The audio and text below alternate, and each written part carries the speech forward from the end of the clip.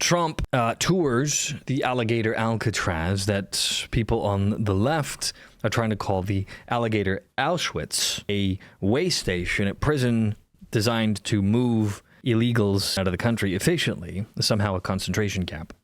And CNN here, you gotta love this title. They're so desperate for there to be some kind of drama. They say Trump brushes off past rivalry with DeSantis at opening of Florida's Alligator Alcatraz. And what people don't seem to get with Donald Trump doesn't hold grudges. He moves on. You know, I mean, look at Elon Musk, right? If you put things aside, so will Donald Trump. But he will slap you around if you get in his way. That's just Trump's MO. So while there have been places where they've shown the direct tour of the facility with Trump and DeSantis, CNN wanted to focus more on the protests. Let's take a look at this. Right behind me is the main entrance leading to that airstrip, this newly dubbed Alligator Alcatraz. So as the president is touring the site right now inside, this is what's happening outside. This group of protesters bringing signs like stop ICE, rather. I wonder who's paying for it. Alligator Alcatraz has got to go. We welcome immigrants. Now, Trump, we know, has long been enamored with the idea of reopening Alcatraz. And today, the governor, Ron DeSantis here, is essentially hand-delivering him Florida's version of Alcatraz. I mean, the protesters crack me up. They don't accomplish anything, not with Trump, because Trump's all in. He's playing his hand. They've already tried to throw him in jail. He's got nothing to lose here. And so these protests, like all the ones in LA, accomplished nothing, didn't help politically in the fight against the orange man, bad Hitler. And that's what makes it so funny. They're easy to mock. Put together in a week and 1 day. And right here in the Everglades, this is... Isn't that amazing how quickly they were able to put it together? When you get rid of red tape, mandates, and regulations, you can build things rather quickly. You know, I think a large part of the ills for the United States has been the massive increase in regulations, mandates, and red tape that the government, both federal and state across the U.S., have implemented. You know, California, for example, we have a 2.5 million home deficit, meaning there are 2.5 million homes that should have been built that are not built, and there's not enough housing to go around now, which is why it's so expensive. And part of that is it can take years for the approval process, 2 to 5 years on average if you want to build a house. And because of the red tape, you're looking at somewhere between $10,000 and $50,000 in fees and fines just to build a home. Imagine what we could accomplish if we got rid of a lot of these regulations. Located less than 50 miles west of Trump's resort in Miami. This is obviously sparking a lot of backlash from environmental groups, two of which have sued the Trump administration. Environmental groups. I am so sick and tired of these environmentalist wackos, these religious radicals who, you know, suck at the teat of Mother Gaia, dictating how we can build in the United States. Just get the out of here. It's so annoying. Administration and also DeSantis. Also indigenous Americans who say that this threatens their sacred lands. Indigenous Americans. You know, there's some more wonderful propaganda.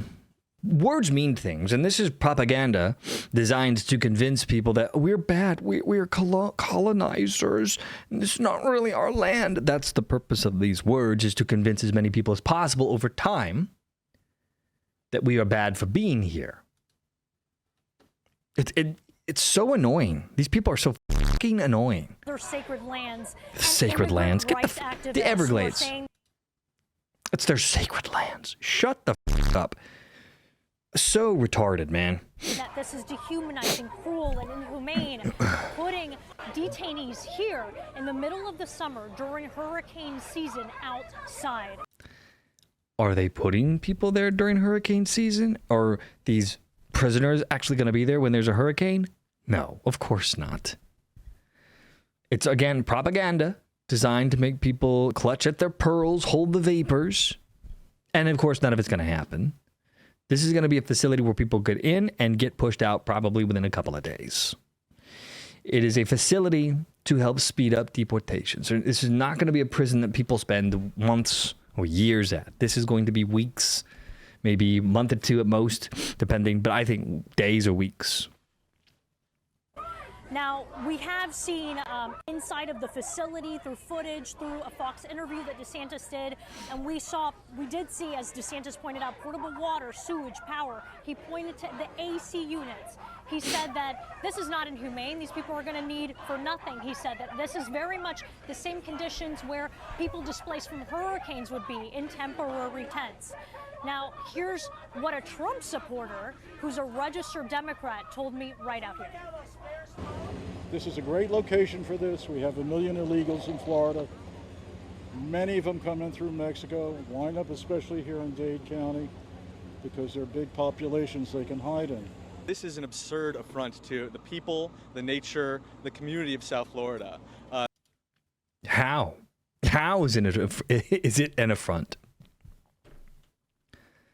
These people, these infestors, these aliens who break our laws every day that they are here illegally, they thumb their noses at the rule of law. They give us the bird, flip us the middle finger. None of them should be here.